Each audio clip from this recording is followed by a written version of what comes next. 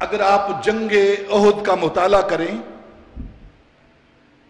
تو بدر سے پہلے کی ایک جگہ ہے، وہاں تک نبی پاک صلی اللہ علیہ وسلم نے اپنے 70 صحابہ کو ان کے پیچھے بھیجا تاکہ ان کافروں کو پتہ چلے کہ مسلمانوں کو شکست نہیں ہوئی، بلکہ مسلمان آج بھی تمہارا تعاقب کر رہے ہیں۔ یہ جنگ ہو رہی ہے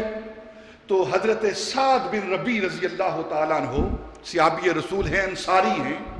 جنگ ختم ہوئی تو نبی پاک نے حضرت زید بن ثابت کو بھیجا،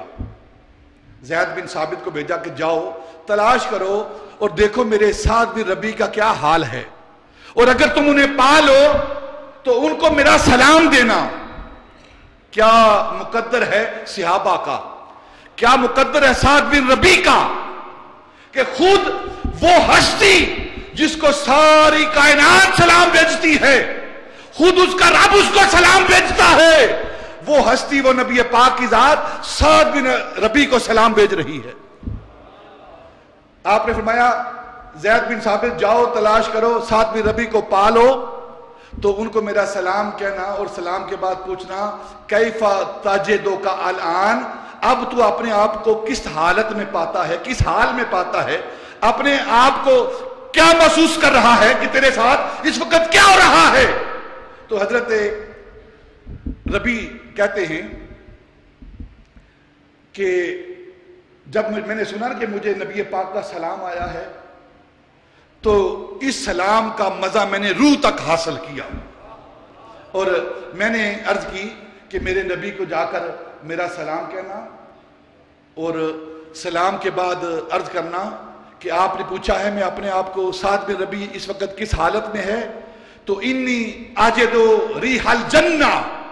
یا رسول اللہ اس وقت آپ کا سعد جنت کی خوشبوئیں لے رہا ہے،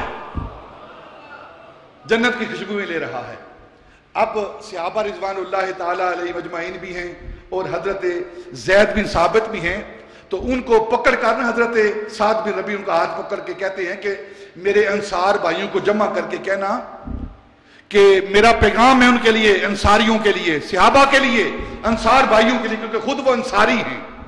میرا ان کو پیغام دینا کہ یہ سعد بن ربیع کا پیغام ہے اپنے بھائیوں کے لیے۔ وہ پیغام کیا ہے کہ خبردار اگر میرے آقا مولا کو کوئی تکلیف پہنچی، ان پر کسی نے کوئی تکلیف ان کو دی، تو کل قیامت کے روز اگر نبی پاک کو کچھ تکلیف پہنچی تو سنو میرے بھائیوں، سعد بن ربیع تمہارے لیے پیغام چھوڑ رہا ہے انصاریوں کے لیے، کل قیامت کا دن ہوگا، تمہارے گریبان ہوں گے اور سعد کا ہاتھ ہوگا، خبردار تم اپنی جانیں دے دینا لیکن آقا مولا پر ایک ذرہ بھی تکلیف نہ پہنچے، ایک کانٹا بھی انہیں نہ چبھے۔ یہ آخری پیغام تھا حضرت سعد بن ربیع کا۔ اور جب حضرت زید بن ثابت رضی اللہ تعالیٰ عنہ واپس آئے، نبی پاک صلی اللہ علیہ وسلم کی بارگاہ میں ساری باتیں کی تو چھما چھم آپ کی آنکھوں سے آنسو بہ رہے ہیں، اور سعد بن ربیع کی باتیں سن کر نبی پاک نے ہاتھ اٹھائے، یا اللہ میں محمد تیرا نبی، تیرا رسول، تیرا پیغمبر، میں سعد سے راضی ہوں، تو بھی راضی ہو جائے۔